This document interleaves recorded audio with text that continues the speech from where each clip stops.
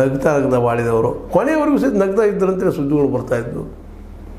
ಅದನ್ನು ಅವ್ರ ಸಮೀಪ ಹೋದವ್ರಿಗೆ ಖುಷಿಯಿಂದ ನಾವು ಹೊಳ್ಳಿ ಬರ್ತೀನಿ, ಮರಳಿ ಬರ್ತೀನಿ, ಗೆಲ್ತೀನಿ, ಸಾವನ್ನು ಗೆದ್ದು ಬರ್ತೀನಿ ಅನ್ನೋಂಥ ದಿಟ್ಟತನ ಅವ್ರಲ್ಲಿತ್ತು.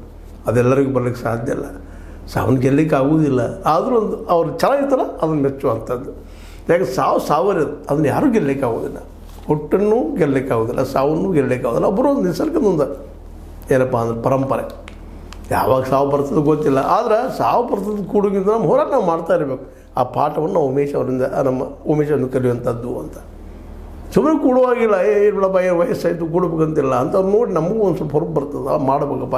ಯಾಕಂದ್ರೆ ನಾವು ಸಾವಿನ ಸಮೀಪ ಬಂದವಾಗ ಸಹಜವಾಗಿ ಇನ್ನಷ್ಟು ಕೊಡಬೇಕಪ್ಪ ಜಗತ್ತಿಗೆ ಅಂತೇಳಿ. ಆದರೆ ಪ್ರತಿಯೊಬ್ಬ ವ್ಯಕ್ತಿ ತಿಳ್ಕೊಂಡಿರ್ತಾರ ನನಗೆ ಸಾವೂ ಇಲ್ಲ ಅಂತೇಳಿ.